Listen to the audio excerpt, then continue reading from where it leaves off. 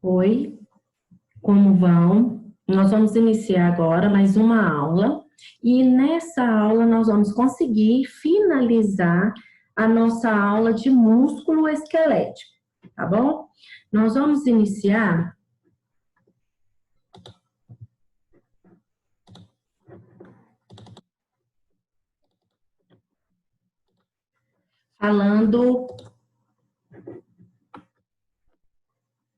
fazendo uma revisão, tá bom? Nós vamos fazer falando que a cartilagem, ela está localizada onde? Na extremidade dos ossos, que é a epífise.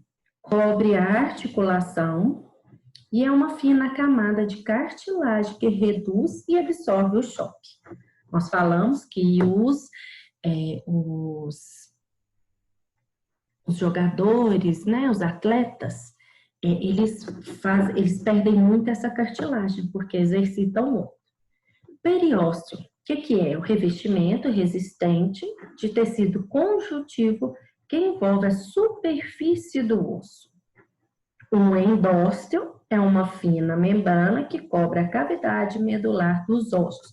Nós estamos fazendo só uma revisão, porque nós já falamos sobre isso. O osso ele é constituído por 3 tipos principais de células: osteoblastos, osteócitos e os osteoclastos. Os ossos se unem uns aos outros para constituir o quê? O esqueleto. E essa união ela é denominada de quê? Articulação. E tem por finalidades colocar os ossos em contato e permitir o quê? A mobilidade. O que é isso? Andar, exercitar, mover os braços, os dedos. Quais são os tipos de articulações? Nós já falamos, são as fibrosas, sinartrose, cartilaginosas, anfiartrose e as sinoviais, que é as diartrose. As células musculares, que são as fibras musculares, elas se agrupam em feixes para formar o quê? As massas macroscópicas, que são denominadas quem? Os músculos. Eles são presos por quem? Por tendões.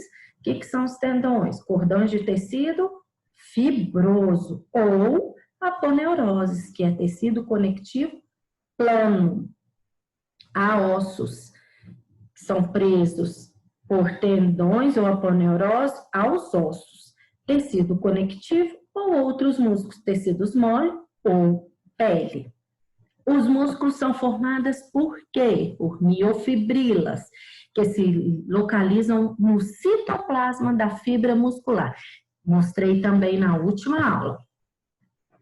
Nas miofibrinas existem os filamentos finos, quitina, e os grossos, que miosina, que se formam sarcômero, que eles se aproximam, formam o sarcômero, que é a unidade funcional do músculo esquelético. Nós temos a contração isométrica e isotônica. A isométrica é o comprimento permanece constante com a força geradora aumentada. E a isotônica, há um encurtamento do músculo sem o aumento da tensão. Dor lombar aguda.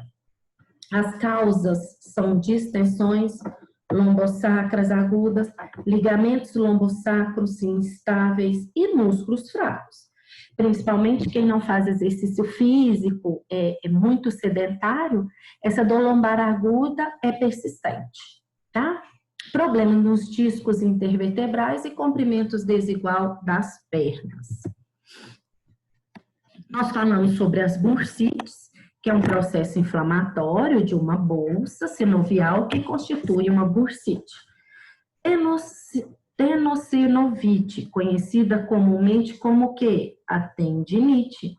Ela é uma inflamação dos tendões, as bainhas tendíneas e membranas sinoviais das articulações. A síndrome de colisão. O que é? É a irritação provocada pelo uso excessivo, que é um microtrauma, em que ocorre a limitação do movimento do ombro. Uma pessoa que faz um movimento excessivo tem uma síndrome de colisão. A síndrome do túnel do carpo, que aqui, né, decorre da compressão do nervo mediano do punho. devido à movimentação repetitiva, artrite, hipotireoidismo ou até mesmo uma gravidez. O cisto sinovial, ele trata-se de uma tumefação arredondada e firme, com conteúdo claro e gelatinoso, localizado próximo onde? A bainha de tendões e as articulações, no dorso do punho. Calo, estão relacionados à produção excessiva de uma camada córnea da epiderme. Hiperceratose, resultante de pressão interna, proeminência óssea subjacente ou pressão externa, que são os sapatos apertados. Principalmente, eu dei o exemplo, as mulheres que usam sapato de bico fino. As unhas encravadas, a gente falou sobre isso também, ocorre quando a borda livre de uma placa ungueal fere a pele lateralmente ou anterior. Dedo em martelo é caracterizado por uma flexão em articulação interfalangiana, geralmente devido a meias, sapatos apertados. No Japão, as mulheres desde pequenas têm uma cultura que elas usam sapatos apertados. Se vocês depois quiserem pesquisar sobre isso, então, tanto é que os pezinhos delas, os dedos são todos cheios de calos. Hálux valgo, popularmente conhecido como a joanete. Então, agora vocês vão falar bonito. Esse paciente não é que tem joanete, tem hálux vago. Tem o pé cavo, que é uma deformidade caracterizada pela elevação anormal do arco longitudinal associada às doenças ortopédicas e neurológicas, que levam à atrofia dos músculos do pé. Esporão do calcâneo. Gente, isso tem muito, principalmente as mulheres que usam chinelinho, rasteirinha. Dá muito, tá? Inflamação da fáscia, da fascite plantar, dói muito. E o esporão, aí a gente vai dar continuidade falando do esporão. Gente, vocês podem seguir, mais uma vez, falando na apostila que a gente tem, segmento, tá? E a gente agora vai falar sobre o esporão. Nós estamos na página 57. Nós vamos falar sobre ele. Esporão do calcâneo. O que é isso? É um crescimento ósseo que se localiza adjacentemente à fáscia plantar, que pode ser resultante da fascite plantar, inflamação da fáscia não resolvida, que é o que eu citei agora. Dor sobre a região do calcâneo, tratamento e cuidados de enfermagem. Uso de sapatos confortáveis, com acolchoamento palmilha, dispositivos ortopédicos e os AINES, que são os anti-inflamatórios com corticoides.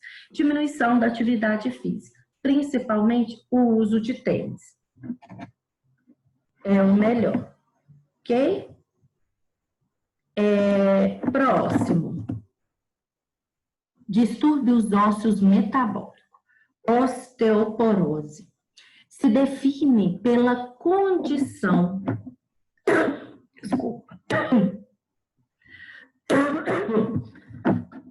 Desculpa, gente.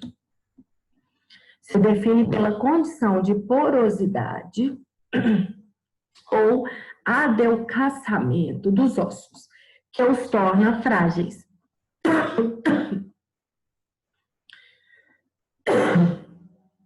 É comum em pessoas idosas, porque há perda de massa óssea, e em pessoas principalmente do sexo masculino. Então, principalmente as mulheres têm uma tendência de perda óssea por causa das condições hormonais. As causas são atrofia por imobilização,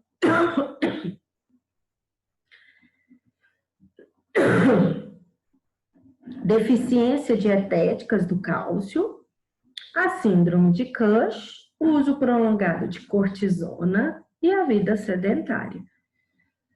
Quais são as manifestações clínicas? Por ser uma doença silenciosa, o primeiro sinal pode ser a fratura, quadril, costelas, clavícula, entre outros ossos. A pessoa, ela sente dor. Aí ela vai no ortopedista e descobre que ela tem uma fratura. Quando eles vão pesquisar, ela está com perda óssea, perda de cálcio. Aí vê que ela desenvolveu uma osteoporose. Pode-se incluir também a perda de altura, postura, encurvamento, dores degeneralizadas e a diminuição da densidade esquelética. Diagnóstico pode ser clínico ou através do exame laboratorial ou a densitometria óssea. Tratamentos e cuidados de enfermagem. Movimentar delicadamente o paciente, evitando movimentos bruscos. Porque se essa osteoporose for forte, você vai acometer uma fratura nele no leito. Terapia hormonal de estrogênio e progesterona durante a menopausa e em casos de alto risco para osteoporose. A alimentação adequada, principalmente rica em cálcio, quais são essas?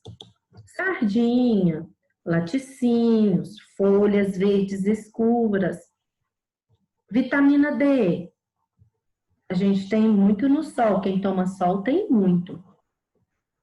E também nos cereais, na gema do ovo, fígado e peixe. Exercícios físicos cuidadosamente. Prevenção de fraturas, que é as quedas, tirar todos os tapetes da casa, para que não ocorra à noite, quando acorda e vai ao banheiro, para não haver quedas. Exercício aeróbicos e caminhada. Orientar o paciente quanto ao uso de calçados antiderrapantes para não escorregar. Medicamento, bifosfanatos, que é o alendronato, risodronato e o ibandronato. Vocês vão muito escutar sobre isso, do uso do alendronato, principalmente quem tem osteoporose. Calcitonina, que é um miacalcin, que tem cálcio. Teriparatite, que é o fórteo, e estatinas. Outra, osteomalacia, que é uma doença caracterizada pela deficiência de mineralização dos ossos, cuja consequência é um amolecimento e enfraquecimento do esqueleto. As causas podem ser a síndrome de má formação, que é a absorção de cálcio, insuficiência de vitamina D, dietética, luz solar, né? Transtorno gastrointestinal, que é a doença celíaca, ressecção do intestino delgado, doenças hepáticas e renal, entre outras. Diagnóstico clínico, laboratorial e radiológico, que aí descobre que há fratura. Manifestações clínicas: dor, hipersensibilidade ao toque, arqueamento dos ossos, cifose da coluna, pernas em arco, marcha cambaleante, fraturas patológicas. Osteomelacia, tratamentos e cuidados de enfermagem, correção da causa subjacente à osteomelacia e dieta rica em vitamina D e cálcio e administração de suplemento, exposição à luz solar, por causa da vitamina D, da produção da vitamina D, monitorização dos níveis séricos de cálcio devido ao risco de hipercalcemia. Essa doença de Paget, eu vou dar uma passada, mas essa vai ser um dos exercícios que nós vamos ter, tá? Vocês vão fazer uma pesquisa sobre essa doença, ok? Vai ser um dos nossos exercícios. Doença de Paget. É uma doença de renovação óssea aumentada que afeta geralmente o crânio, o fêmur, a tíbia, os ossos pélvicos e as vértebras. Qual que é o diagnóstico clínico? Laboratorial e radiológico. Ele pode ser clínico, laboratorial e radiológico. Manifestações clínicas: dor, deformidade óssea, fratura patológica, calor sobre os ossos, osteoartrite secundária e surdez. Tratamentos de enfermagem, a gente entra com o médico, né? Vai entrar com anti-inflamatório, controle de peso, não pode ser obeso, monitorização em dietas adequadas de cálcio e vitamina D. Em caso de artrite degenerativa grave, a substituição articular, ela pode ser necessária.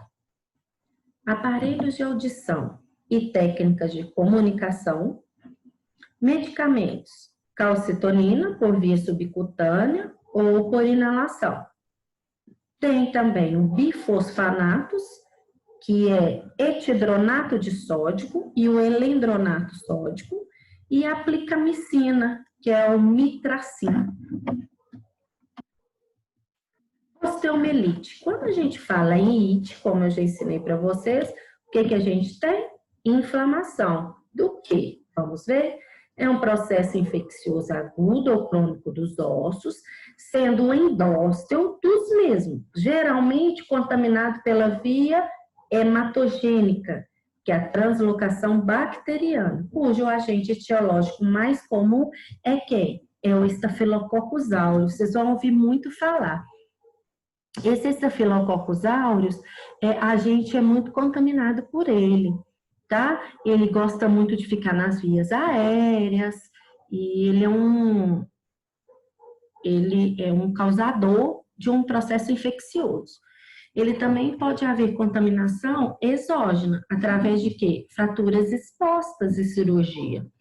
Quando é fraturas expostas, quer dizer que o osso saiu, ele quebrou e saiu, ele foi exposto. Ele saiu da pele e foi exposto, tá? É caracterizada pela degradação da estrutura do osso, descalcificação e necrose tecidual. Quais são as manifestações clínicas? Se tem, a gente tem inflamação. Se tem inflamação, a gente tem febre, irritabilidade, inflamação, edema. Quando a gente tem, quando vocês vão, sempre tem isso com vocês, quando a gente tem inflamação, a gente tem dor, calor e rubor, tá? Dor, calor, tá quente o local, e rubor, que é vermelhidão. Então, olha para vocês verem.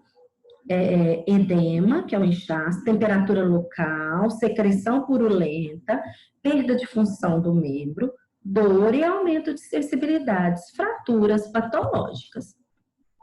A osteomielite, como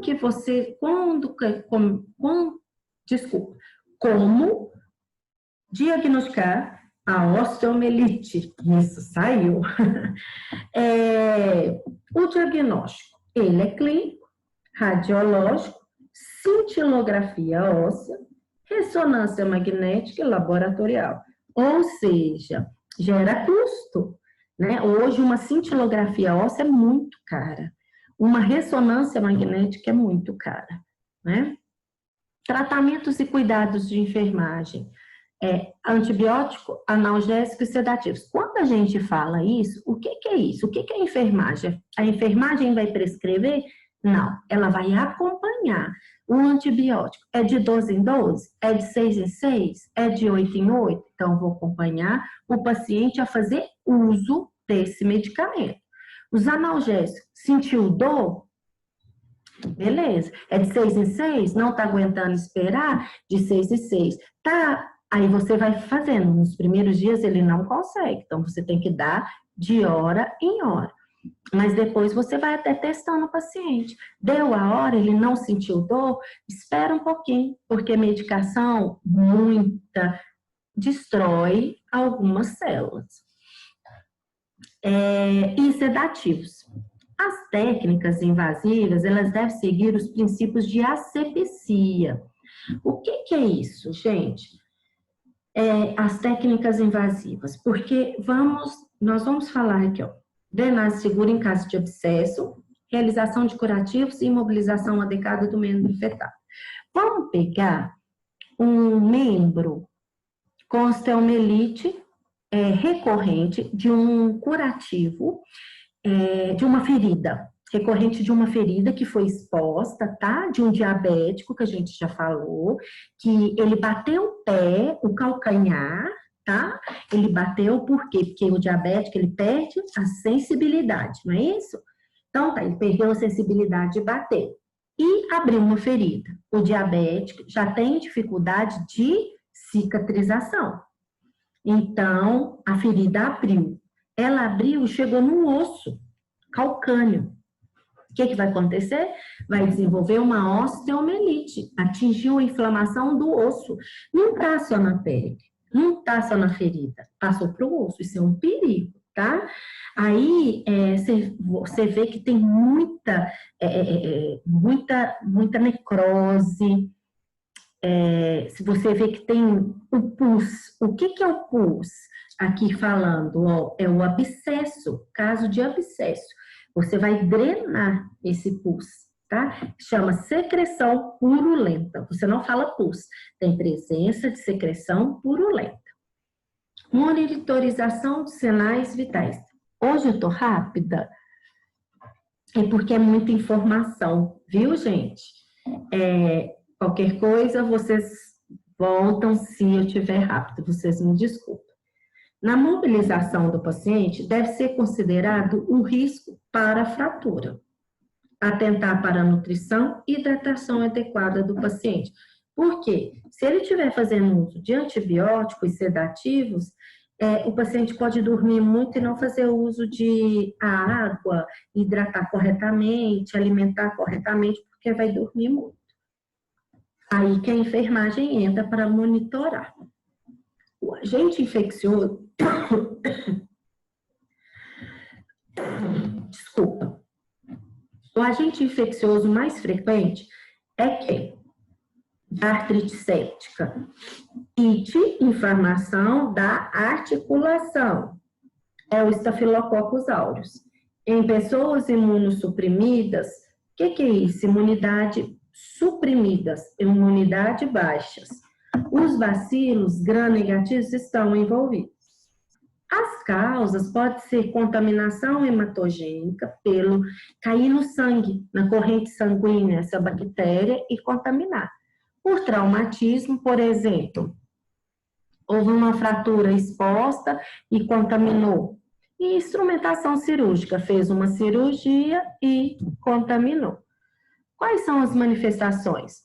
Dor na articulação quente, febre e limitação funcional. O que é isso?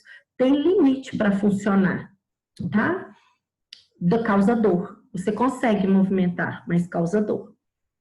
Tratamentos e cuidados de enfermagem. Hospitalização do paciente. Antibióticos de amplo espectro são iniciados. Analgésicos e AINE, que são os anti-inflamatórios com corticoide. Aspiração do exudato, principalmente local.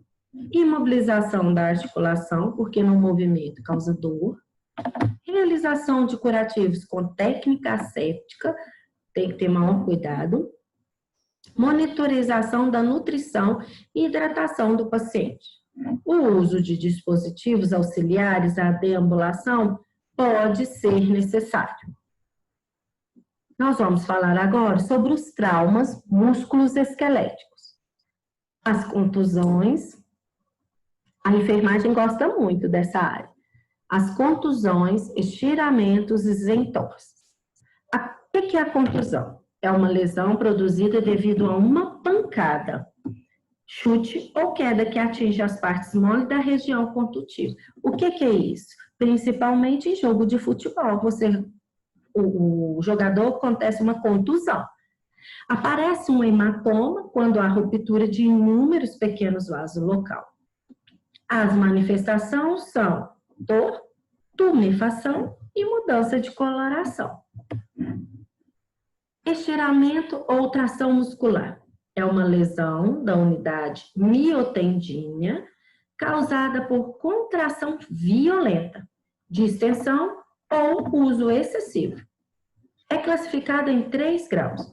Primeiro grau, ruptura de algumas fibras musculares sem perda da função. A dor e o edema, eles podem estar presentes. Segundo grau, é a ruptura de mais fibras musculares, perda da função, edema, dor, espasmo muscular e equimose. Terceiro grau, a ruptura é completa de uma unidade músculo-tendinosa, o que acarreta a separação de um músculo do outro, de um músculo do tendão ou do tendão do osso.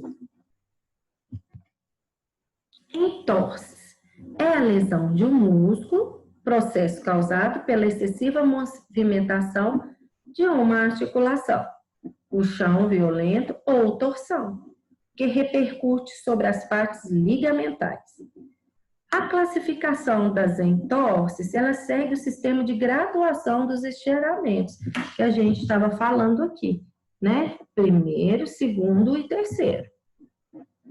As manifestações clínicas são hemorragia local, inflamação, edema, inchaço, dor e espasmos musculares. Quais são os tratamentos e cuidados de enfermagem? Repouso absoluto da área atingida, com aplicação de gelo local. Coloca-se a região em elevação e aplicação de bandagem compressiva. Em caso de estiramento ou entorse de terceiro grau, que a gente já citou, ele pode haver necessidade de cirurgia ou imobilização do gesso. Por quê? Porque há rompimento, olha aqui para você, completa de uma unidade músculo-tendinosa. É completa. Após aproximadamente 48 horas depois da lesão, aí sim pode aplicar o calor, tá? Esse de calor, gente, gelo, a gente sempre tem que pesquisar, porque o calor e o frio aplicado erradamente pode causar lesão. O início dos exercícios podem levar de 1 a 3 semanas em casos graves de estiramentos e entorses. Luxações articulares. A luxação de uma articulação é um processo em que ocorre a perda do contato das superfícies articulares, ou seja, elas deixam de estar em contato anatômico. Podem ter várias origens.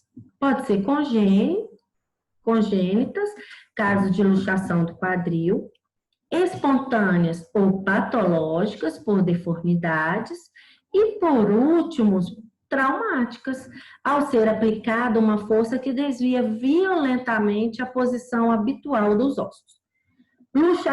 Luxação coxo-femoral, anterior escapular. Olha aqui para vocês verem. Tá vendo? Aqui, ó. Este é um exemplo. Manifestações clínicas: dor intensa, mudança no contorno das articulações e incapacidade funcional. Qual que é a manifestação clínica? Dor intensa, mudança no contorno da articulação, incapacidade funcional. E qual que é o tratamento e cuidados de enfermagem? Imobilização da articulação, ainda no local da ocorrência, analgesia, relaxantes musculares e anestesia local, né, usada na redução fechada, redução não invasiva. Imobilização com gesso ou trações ou talas. As lesões desportivas são as lesões ocasionadas por esporte, que exercida uma força superior ao nível do acondicionamento físico. Essas lesões, ela pode ser agudas, que são os entorses, estiramentos, luxações e fraturas, ou graduais, que é fraturas de estresse, a tendinite, ite, inflamação dos tendões. Nós já falamos até umas delas, né? Por exemplo, os entorses, estiramentos, nós até já citamos. Os tratamentos específicos para condução, estorse, estiramento, tendinite já foram citados. O tratamento de fraturas, nós vamos falar mais na frente. Os pacientes esportivos, eles deverão ser motivados a retornar a seu nível anterior de atividade, até um nível confortável. O retorno às atividades deve ser gradual, bem devagar, respeitando o tempo de recuperação de uma lesão e até mesmo de cada paciente, porque cada paciente responde de um jeito. Repouso, que é a aplicação de gelo, compressão e elevação quando do início dos sintomas. Fraturas.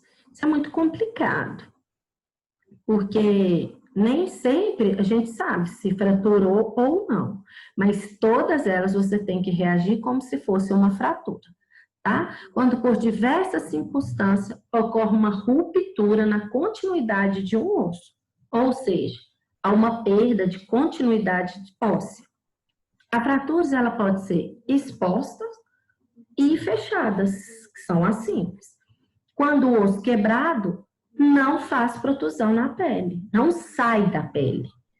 As fraturas são classificadas em transversas, oblíquas, longitudinais, espirais, patológicas, que é uma condição em que existe uma doença óssea, e cominutiva, que o osso é dividido em mais de 2 fragmentos. As manifestações clínicas de uma fratura: dor intensa, incapacidade funcional da parte fraturada, edema, hematoma local, deformidade, encurtamento da extremidade. Os sinais e sintomas variam conforme o tipo da fratura e da localidade. Né? Como que é o diagnóstico? Antecedente traumático, pelos sinais físicos, principais pelo exame radiológico, porque você só descobre se tem uma fratura através do raio-x. Tratamentos e cuidados. Primeira coisa, uma criança caiu. Você está com suspeita de fratura? Imobiliza. Imobilização da articulação ainda no local de ocorrência. Porque se a fratura, vamos pegar, né, por exemplo, uma madeira, um cabo de vassoura. Se ele quebra, ele dentro do músculo, né, dentro da musculatura, porque todo o osso que a gente está falando não tem músculo esquelético, o que ele vai fazer? Ele vai ficar, se ele está movimentando, ele vai ficar cortando a musculatura. Então, isso que causa dor. Então, antecedente traumático pelos sinais físicos principais e pelo exame radiológico. A imobilização, contá-las, e quando você não tem nada? Por exemplo, quando eu trabalhava na zona rural, eu peguei um jovem com fratura, não foi exposta, ele estava cortando eucalipto e um tronco bateu na canela, tíbia e fíbula dele e fraturou, e ele caiu. E ficou sentado no chão, porque ele estava sentindo muita dor, tá? Eu estava no meio da zona rural, sem nada. O que eu tive que fazer? Imobilizar com lençol, com toalha e com madeira, as próprias madeiras, os fiapinhos que tinham lá, eu consegui imobilizar as pernas dele, tá? Porque senão era muito longe da cidade. Até a gente levar ele para um lugar mais próximo para primeiros socorros, ele ia pulando, porque é estrada de chão, e ele ia sentir muita dor, porque na fratura ia cortando musculatura. Eu não podia medicá-lo, porque a enfermagem não pode medicar, não tinha médico comigo para medicá-lo, então eu tive que ir conversando no meio do caminho, ele até desmaiou de dor, mas conseguimos chegar. Teve que fazer cirurgia, não foi exposta, mas a fratura ele teve que fazer cirurgia. Analgesia, anestesia, que é o que eu falei com vocês, a gente não pode medicar. mas a única coisa que vai passar a dor é com anestésico, né? Com analgésico. Mobilização do membro afetado com aplicação de gesso, ou uma imobilização com o que você tiver. Porque se esse paciente tivesse com fratura exposta, aí eu teria que ter mais cuidado, né? Eu tinha que fazer lavar local, porque ele estava no meio do mato, poderia ter passado formiga. Aí o que eu fiz primeiro? Rasguei a calça para imobilizar, tirei o sapato e ainda bem que eu estava de tênis. Porque imagina se a gente, que é mulher, tá com um saltinho no meio do mato, você andando para socorrer, vai cair junto, né? Tem gente, que eu não sei se vocês já viram falar, é atração esquelética. É uma tração para puxar o osso para chegar no lugar. Pois vocês podem até, quem não conhece, quiser conhecer, pode jogar na internet para vocês estarem vendo. Antigamente usava muito para fratura de fêmur, para chegar no lugar, tá? Usava muito. Hoje eu não vejo muito, não. Amputação. Se define pela retirada de uma extremidade do corpo em decorrência de acidente. Já peguei muito também em zona rural, com serra circular, com essas que cortam, esqueci o nome, que cortam a árvore, né? Já teve muita amputação de membro com isso. Em acidentes com traumatismo, ou de uma formação. É uma perda difícil em qualquer época da vida, porque quem quer perder um membro, né? E de acordo com Smeltzer, o objetivo da cirurgia é conservar o comprimento da extremidade tanto quanto for necessário para preservar a função e possivelmente para obter um bom ajuste da prótese. No caso da amputação, se coloca a prótese, ela é usada para salvar a vida do paciente ou melhorar a sua qualidade de vida, porque aqui não citou, né, falando sobre ela. Quais são os níveis de amputação? Dos membros superiores, amputação parcial da mão, articulação do punho, amputação do antebraço. A gente vê muito isso em acidente, quando a pessoa que sofre o acidente está dirigindo com o braço do lado de fora e tem amputação dos braços, tá?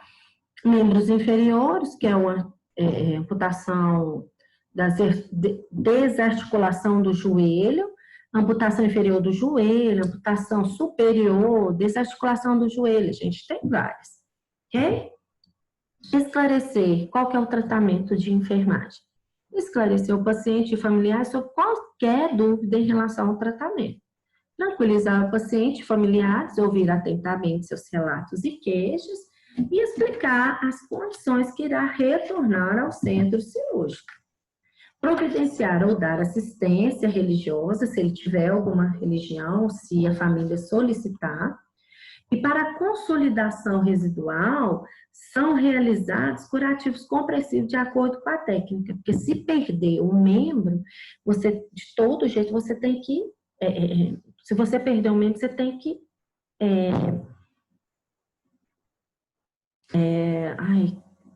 para a consolidação, são realizados compressão.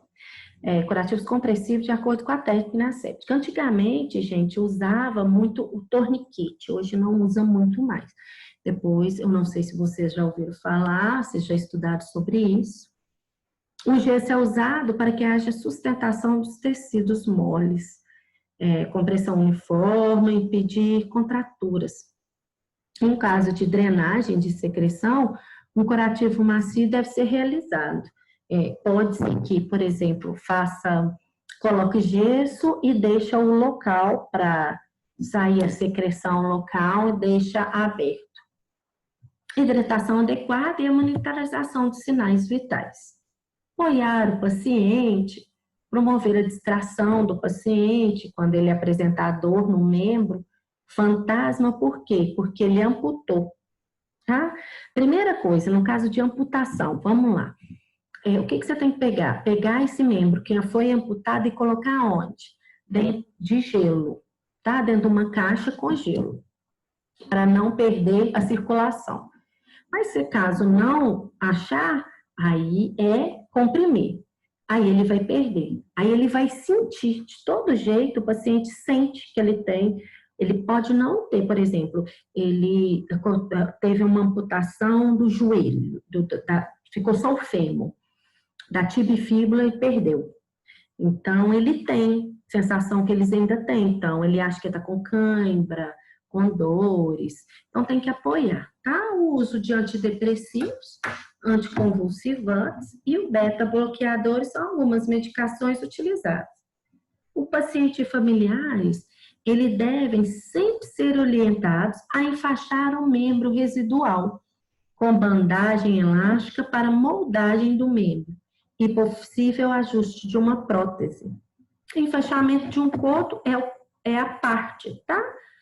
Que foi, é o final da parte que foi perdida, é o coto, pedaço. Em caso de enfaixamento do membro superior, amputação acima do cotovelo, a bandagem é cruzada nas costas, sobre o apoio dos ombros. O paciente na fase de reabilitação necessita de uma equipe multidisciplinar. Pessoal, na própria no livro de vocês tem os tipos de enfaixamento que tem, tá? Por exemplo, se for do fêmur, como que prende para ele não ficar solta. Tem as próteses, os tipos de próteses, que tem as hidráulicas, as pneumáticas, controladas por biofeedback, mioeletricamente controladas e sincronizadas. Eu vou passar para vocês um vídeo agora falando sobre socorrer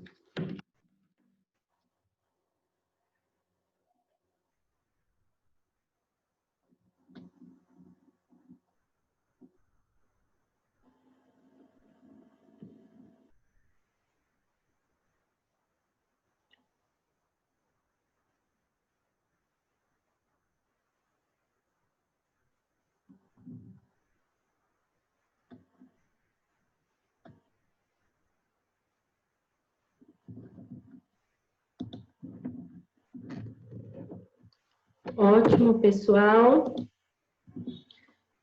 Agora nós vamos para o nosso exercício.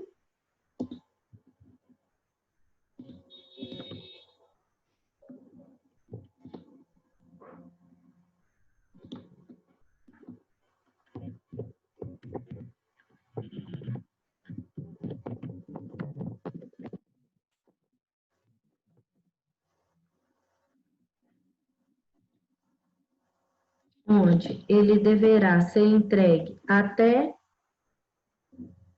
o dia 21/8 na secretaria.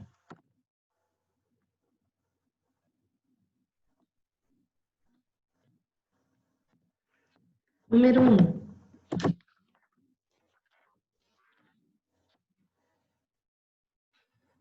Vocês vão pesquisar, lembra que eu falei? Sobre a doença de Pachette. 2. Quais são os problemas musculoesqueléticos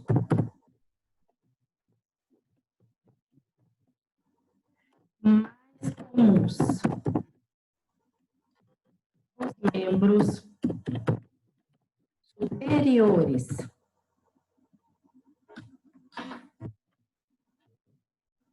6. Quais são as funções gerais do tecido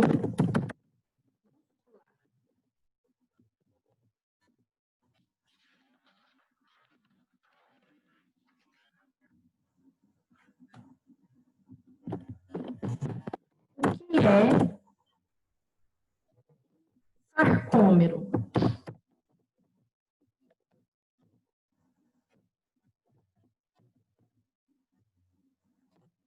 Explique como esquelético contrai e relaxa.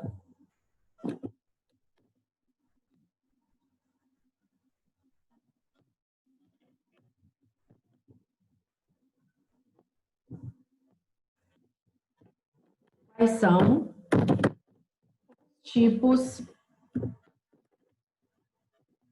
de fratura? Somente. Este é o exercício que deve ser feito de fixação. A gente agora finaliza o músculo esquelético e na próxima aula a gente vai entrar sobre a função sensorioneural, ok? A gente finaliza agora com a função músculo-esquelético. A gente finaliza, deixa esse exercício para vocês, a ser entregue dia 21 na secretaria, realizado à mão, e vocês podem estar deixando lá para a gente estar anotando quem está fazendo e não. Tá? Sempre vai ter uma pontuação e já já nós estaremos juntos na sala de aula, mas mais perto do que a gente imagina, ok?